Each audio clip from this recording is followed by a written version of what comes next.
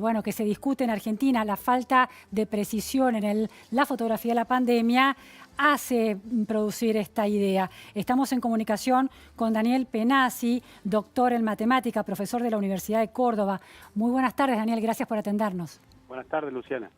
Daniel, el 15 de marzo habías tuiteado, decías que al 30 de marzo debería haber, si se daba esta multiplicación exponencial de los casos sin ninguna intervención para contenerla, 1.392 casos confirmados de coronavirus en la Argentina. Hasta el día de ayer eran 1.054. ¿Cómo evaluás este recorrido de la curva hasta el momento? Bueno, yo lo que hice esa vez era para explicarle a la gente, no es que yo sea el experto en predecir, era para explicarle a la gente que se venía un crecimiento exponencial. Sí. Les calculé la función que se veía y les dije justamente eso. Si siguiéramos esta función hasta el 30 de marzo, daría 1.391 casos, pero no va a pasar eso, muy probablemente no. A esa altura deberíamos tener más. Eso lo dije el 15, antes de saber que iban a bloquear los aviones, pero ya habíamos puesto las cuarentenas para los que venían de afuera. Claro. Y se rumoreaba que iban a poner más medidas. Y luego de eso cerramos las escuelas, las universidades y después terminamos poniendo el lockdown. Entonces, lo lógico era, y no fui el único que predijo esto, es decir, que íbamos a tener un crecimiento exponencial bastante pronunciado durante un par de semanas y que luego deberíamos empezar a ver que los casos, si bien iban a seguir creciendo, lo iban a hacer muy por debajo de la curva exponencial, porque las medidas deberían tener efecto. Y eso es lo que estamos viendo.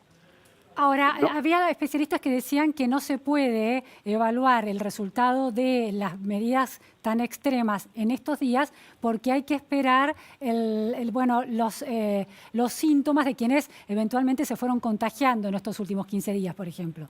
Bueno, pero ese es el crecimiento exponencial. El claro, crecimiento exponencial se da ¿pero lo medís al 30 o hay que esperar todavía una semana?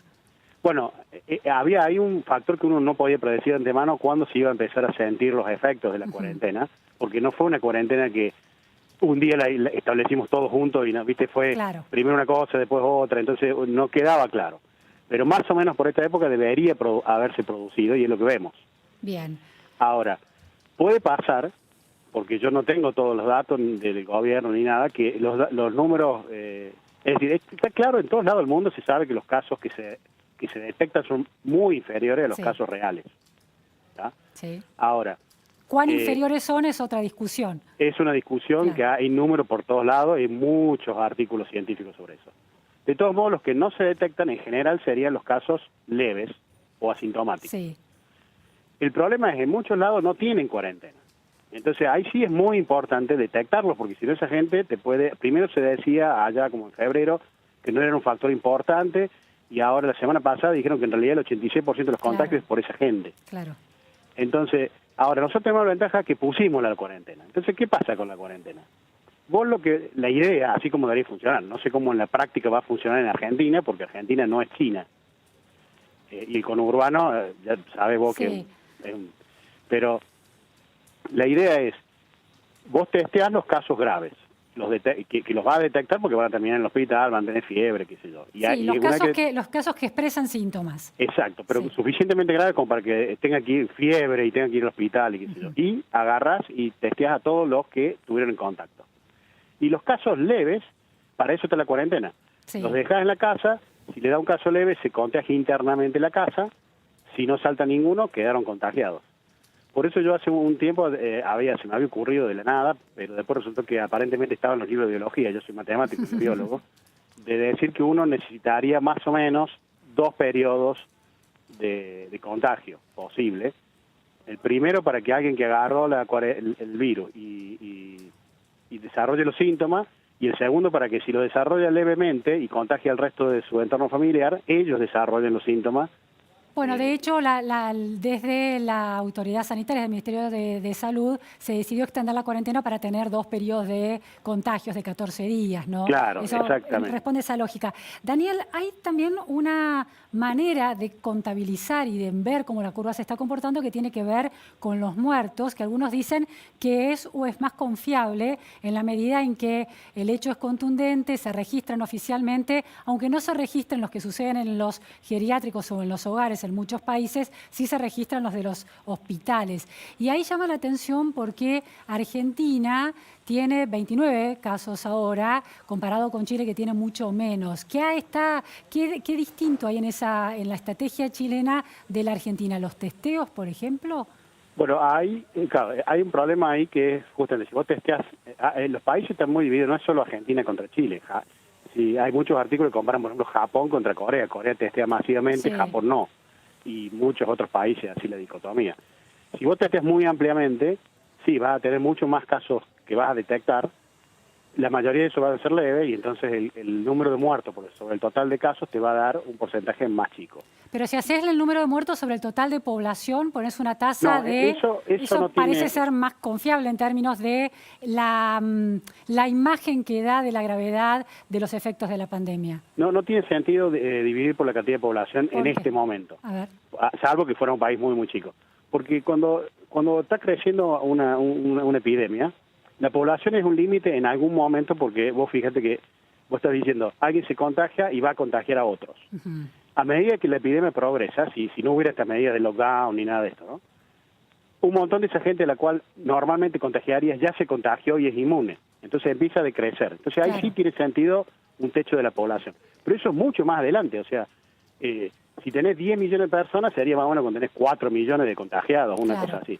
En el principio, si vos tenés menos de 1.000 contagiados, 2.000, el techo de 1 millón, 2 millones o 40 millones es lo mismo, es irrelevante. O sea que es una falsa dicotomía dividir por el número de habitantes. Por ahora no tiene mucho sentido. ¿Por qué en algunos países se dan, ya no hablo de contagiados, se dan más muertes que en otros? Eso es lo que están investigando en muchos lados y también, por ejemplo, en Italia hay enormes diferencias entre Lombardía y el sur. O sea, no se sabe bien por qué. A la misma tasa de contagio, por ejemplo, Alemania, ¿no? Es otra de las sorpresas. También Alemania, o sea, eso se está investigando mucho.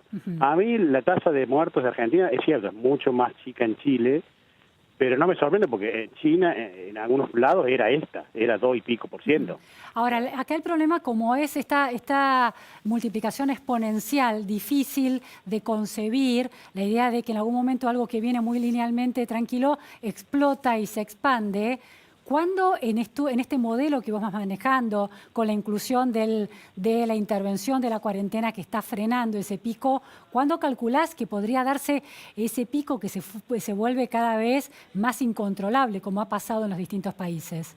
No, hay dos cosas distintas. El modelo que yo había hecho era simplemente para explicarle a la gente que iba a crecer exponencialmente y dije explícitamente, no deberíamos extenderlo mucho más allá de 2 semanas, porque hemos tomado medidas. Si no hubiéramos tomado medidas, esto sería un desastre. O sea, el 10 de abril tendríamos, me acuerdo porque era como 15.000 casos, se iría muy mal. Pero tomamos las medidas. Bien. Entonces el modelo exponencial ya no debería valer. Pero si salimos de la cuarentena, recupera esa fuerza exponencial. El problema es qué va a pasar después de la cuarentena. Claro. Si uno se fija, no hay que fijarse mucho en Wuhan y en Hubei, porque viste hay un montón de rumores dando vuelta que los números de esa provincia están truchados. Lo analizamos con Inés Capdevila, por lo menos que son poco precisos, sí. Ahora, los de las otras provincias no he visto ningún reporte de que sean falsos. Y esos dan una curva parecida a la que está teniendo Argentina. Es decir, empieza más o menos exponencial y después de las medidas se empieza a achatar.